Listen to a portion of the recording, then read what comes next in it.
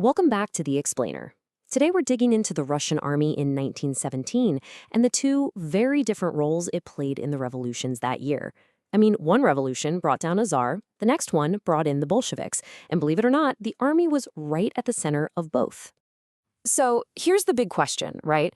How can this same army be the absolute kingmaker in February, toppling a 300-year-old dynasty, but then just stand by and watch things unfold 8 months later in October? It's a real puzzle, and the answer tells us so much about this collapsing empire. All right, we're going to tackle this in 5 parts. First up, let's look at that February mutiny that kicked the whole thing off. So February 1917. You really can't overstate this. The army's role was everything. It was the single most critical factor. We're not talking about a simple protest here. This was a full-on military-backed regime change. But to get why the soldiers mutinied, you have to picture the absolute horror of World War I. We're talking 3 years of brutal, grinding warfare. The army was just shattered.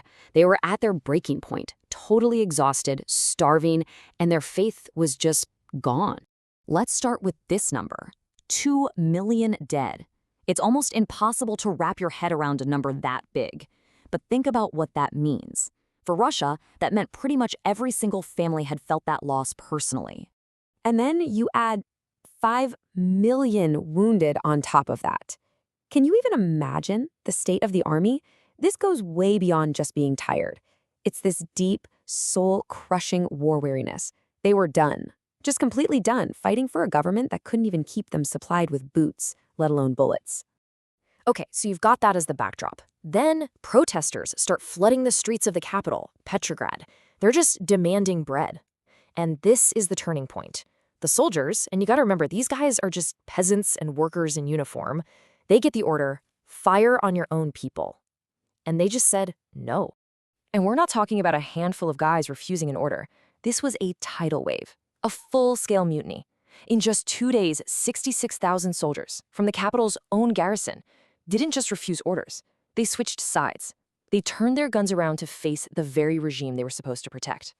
Now, this is the really critical part. The soldiers brought their guns with them. Think about that. This wasn't just about adding more bodies to the protest. This transferred the actual power, the monopoly on force, from the state to the revolutionaries. All of a sudden, this isn't a protest anymore. It's an armed uprising. And just like that, the Tsar's government was basically powerless. The historian Orlando Figes puts it perfectly. He basically says, without the army switching sides, the demonstrations would have been crushed, just like they were back in 1905. It was the absolute game changer. Okay, so let's jump forward 8 months to October. And wow, the whole picture has changed. The army goes from being the main character, the star of the show, to just a guy in the audience watching it all happen. And by doing that, they basically set the stage for the Bolsheviks to walk right in. So the new provisional government that took power after February, they made one huge fatal mistake. They kept the war going. And that decision just completely destroyed what was left of the army. Soldiers were deserting by the millions. Discipline? Gone. The whole thing just fell apart. And right into this total chaos step the Bolsheviks. And they were smart. See, while all of the other parties were busy debating complex ideas, the Bolsheviks were just listening. They figured out exactly what the exhausted soldiers and peasants were desperate to hear. And what they offered was just brilliant in its simplicity. Peace, land, bread. That's it. 3 words. But it was a direct hit on everything people cared about. Get us out of this horrible war, give us land of our own, and for God's sake, give us something to eat. This slogan just totally wiped out any loyalty that was left for the provisional government.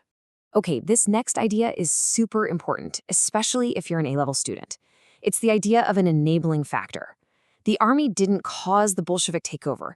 It wasn't the engine driving it. It's more like they were the security guard who decided to take a nap and leave the front door unlocked. They didn't do the robbery, but their inaction made it possible by getting rid of the biggest obstacle. So when the moment of truth comes, when the Bolsheviks make their move, the government frantically calls for help from the army. But what happens? Nothing. The soldiers don't join the Bolsheviks this time. They just stay in their barracks. They do absolutely nothing. And that neutrality, that decision to do nothing, was a massive political statement. And Trotsky's famous quote about it being like picking up a feather, that just says it all. Because the army stood aside, there was basically no one left to defend the government. The Bolsheviks just walked in. It was so easy. Taking over an entire country felt weightless. All right, so let's put these two revolutions right next to each other. Because when you see the contrast, that's when you really get the army's changing role in 1917. Okay, this chart really breaks it down for us. In February, the army's role is active. They are the decisive factor. Their action, the mutiny, causes the Tsar's downfall. But in October, their role is passive. Their inaction, their neutrality, doesn't cause the Bolshevik victory, but it enables it. It creates the vacuum for them to succeed. It's a huge difference. Of course, it's not just about the facts. It's about how historians argue about them. So let's take a quick look at the expert debate. So on one hand, you have historians like Orlando Figes, who are crystal clear. For the February Revolution, the army's mutiny was non-negotiable. It had to happen for the Tsar to fall. But then, when these same historians look at October, they argue that, yeah, the army's neutrality was important, but the real reasons for the Bolshevik win were things like how weak the government was and how well organized the Bolsheviks were. The army's role was secondary. Okay, time to boil this all down. If you're studying for an exam, this is your moment. These are the key takeaways you absolutely need to know. So, number 1, in February, the army was active and decisive. Their mutiny was the knockout punch that brought down the Tsar. Number 2, in October, the army was passive and enabling. They basically just stood aside and let the Bolsheviks take power. And number 3, and this is the big one, context determined the role. It wasn't that the army changed so much, it's that the situation around them did. By October, the army was so broken, so utterly collapsed, that it could only be a bystander, not a kingmaker. And all of this really leaves us with one massive, timeless question, doesn't it? How much power does a state really have if its own army won't follow orders?